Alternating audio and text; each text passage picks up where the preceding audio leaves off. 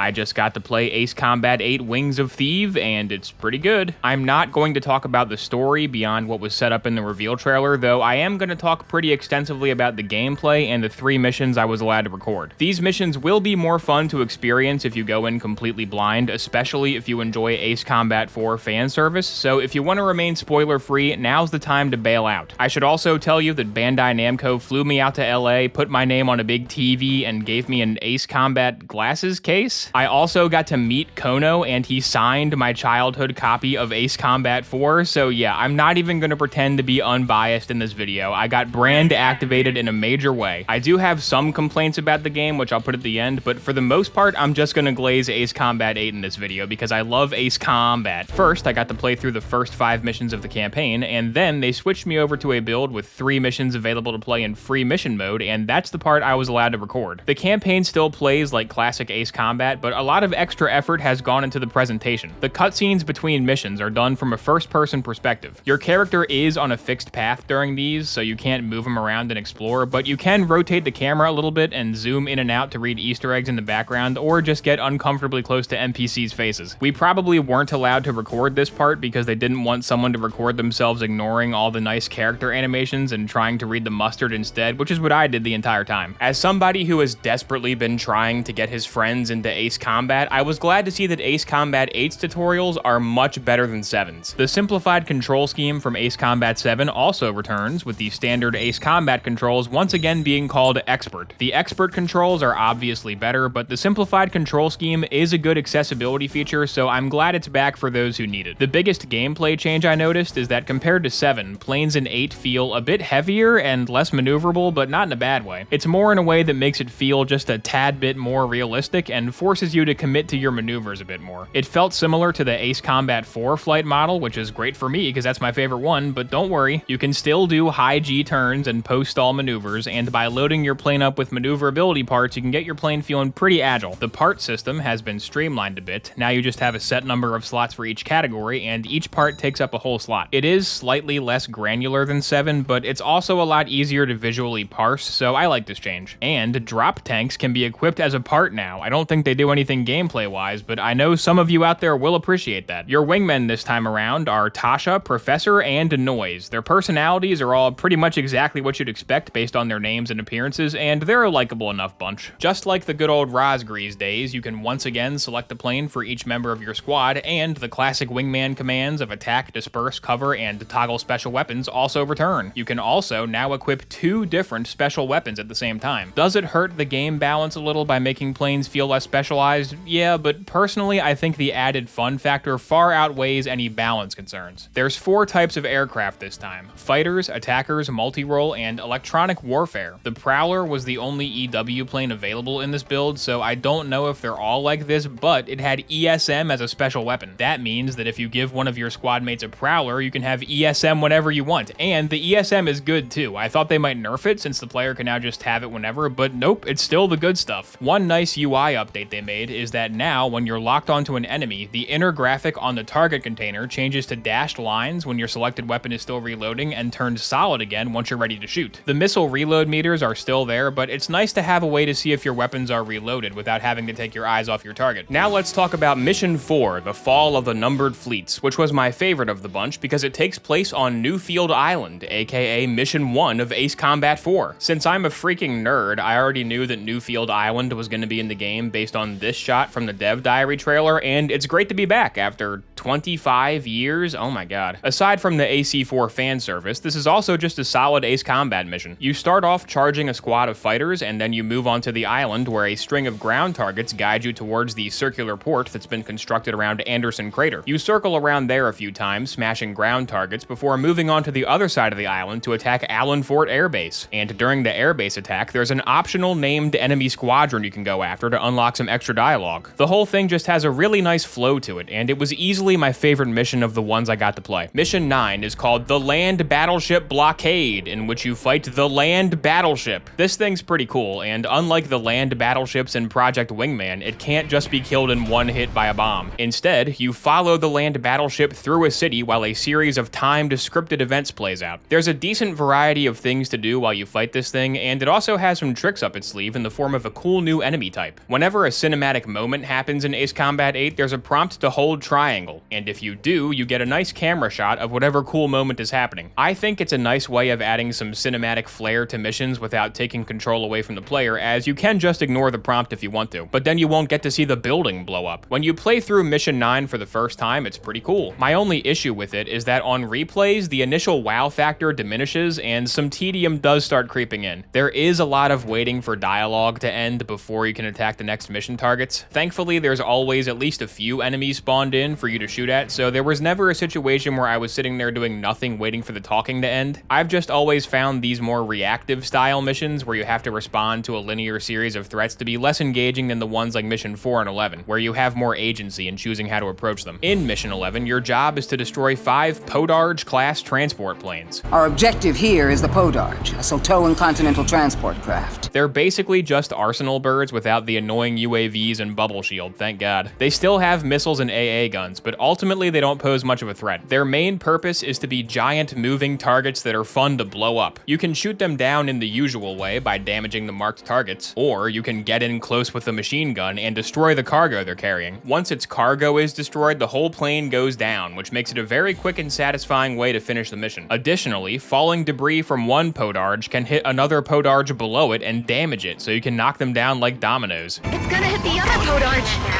Evasive maneuver! Too late!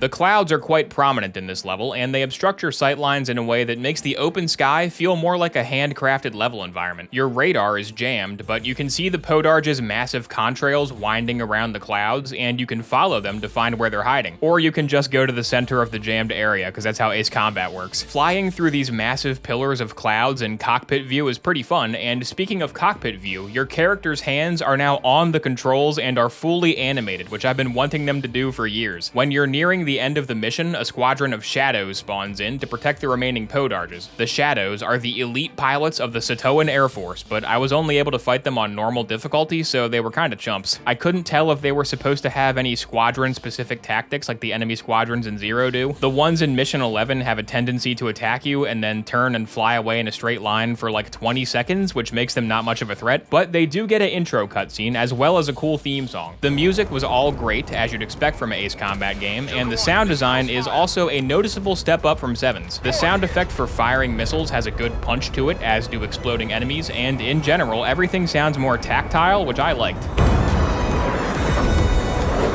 You're on the enemy's tail. Fox 2.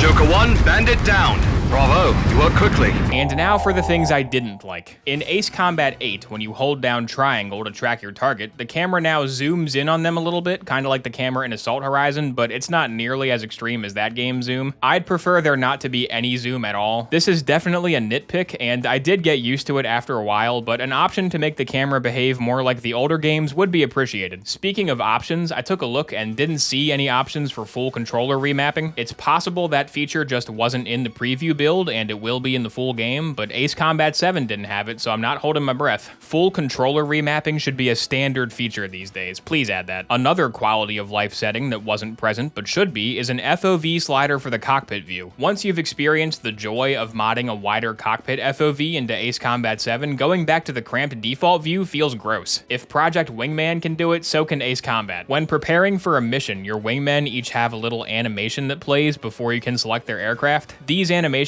take up 10 seconds in total every time, which may not seem like a lot, but after playing the game for just a couple of hours, they already started getting on my nerves. Finally, we have to talk about Ace Combat Online. The preview event was strictly single player. We weren't shown or told anything about the online mode, but A trailer for it came out a day before I'm allowed to post this, so let's watch it. Create an avatar, serving as your mercenary pilot alter ego as you both enjoy cooperating with and competing against players from around the world. That sounds cool. If it's basically just Infinity again, but without the terrible monetization, that'd be great. The dogfight continues each season with a fully refreshed Ace Pass. Oh. Both free and premium tracks are available, offering different progression playstyles for pilots of all kinds. Naturally, I hate everything about this, but I especially hate that they use the Project Aces logo as the Battle Pass logo. That's one of my favorite logos ever, and now it's tainted with this crap. But the best part may just be that it includes a premium Ace Pass Plus voucher. The only way this could be worse is if they do one of those stupid pre-order early access periods. Make your rival pilots jealous as you get airborne early with exclusive pre-launch access. Well, aside from all that stuff, I do have to say that from what I played, the campaign for Ace Combat 8 is looking pretty good. Obviously, I have to wait for the full game to come out to see how it stacks up against the rest of the franchise, but I do have high hopes for this one. So I guess my overall impression of Ace Combat 8 is this, and again, I am biased, but